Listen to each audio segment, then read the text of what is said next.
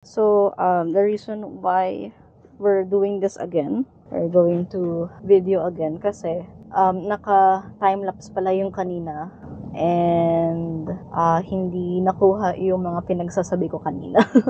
So, hey everyone, it's Bakit Car Mama again. We are now going home.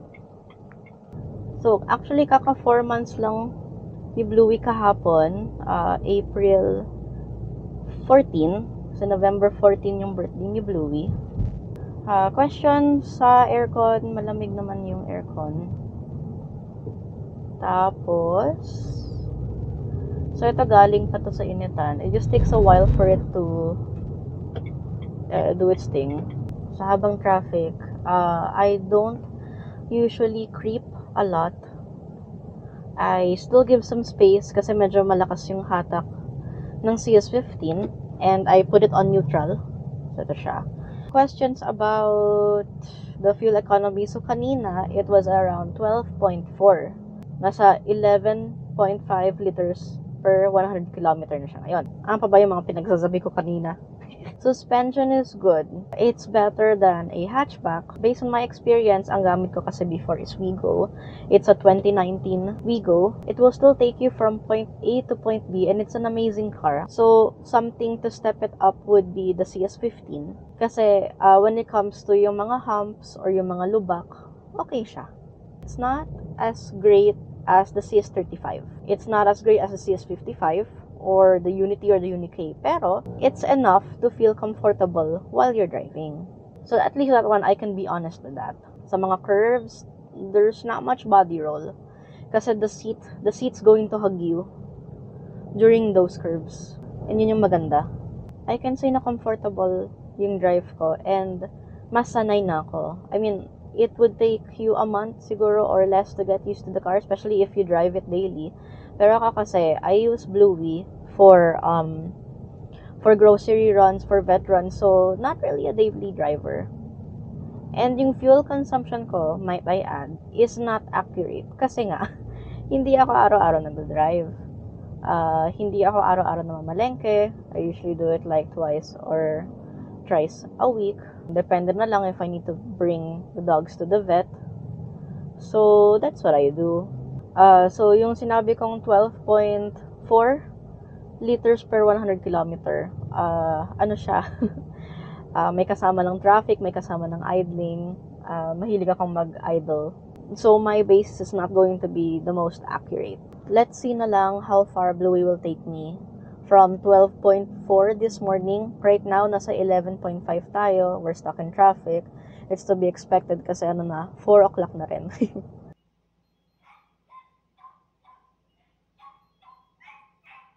So, if you're going to ask me stuff about the CS15 in the city, medyo I can't answer that. But I can answer yung mga, when it comes to provincial driving, yun, I can answer that.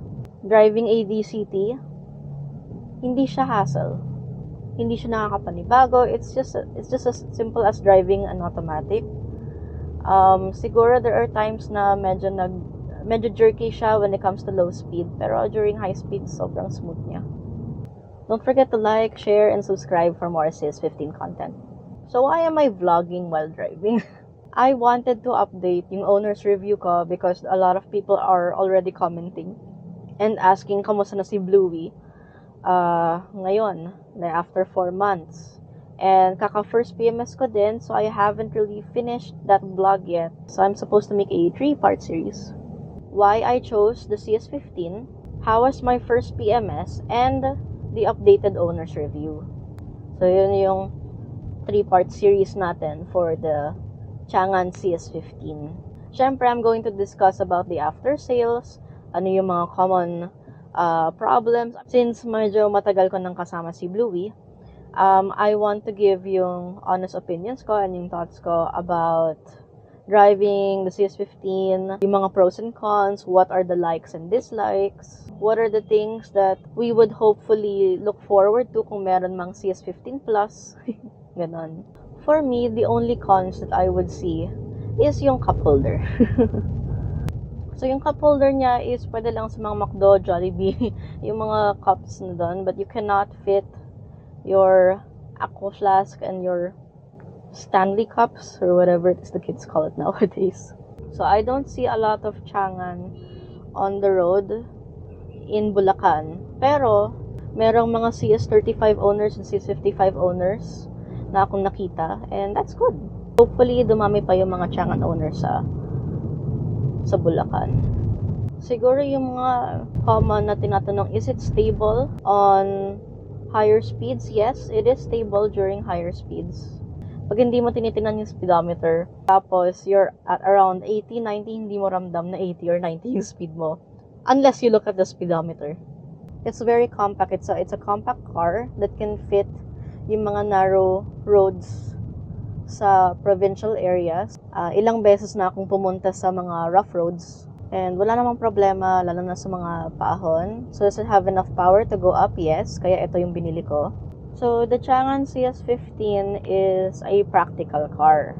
That's what I'm going to keep emphasizing here. So, hindi siya yung parang luxury type. You're not gonna get a lot of bells and whistles or creature comforts inside the car. Pero, it will take you to point A to point B with some level of comfort. So, in terms of sa mga humps and bumps of the road, you can feel the crunchiness. That's something to keep in mind. Why is that? It's because 205, 50, or 17 yung mga tires natin. So, according to the owners, low profile yung tire na to. Yung VinFast 5 kasi is 205, 55, or 17. So, I'm wondering, baka pwede ko pang, change the wheels to 55 instead of 50 para at least mas maging comfortable yung drive. But I promise, and I have to admit, na am I going to upgrade my car anytime soon? No, kasi kakabili ko lang to. I want this to at least last me 10 years. No, really, I do. Kasi I don't want to sell Bluey. This is my first car. So, as much as possible, gagamitin ko siya ng gagamitin. Who knows? I'm not sure. Maybe Changan will release a CS15 like EV din. So, parang siya, medyo matangkad din. Pros I can think of at the top of my head. Yung sports mode, ginagamit ko lang pag paahon ako. But other than that, sa mga Bulacan roads na paangat, kaya naman kahit nakadilang. Kahit naka-drive mode lang. The seats are comfy, leather na siya. You don't have to worry about getting it stained. Accessories, ang daming accessories. I'm currently using yung car kit dongle.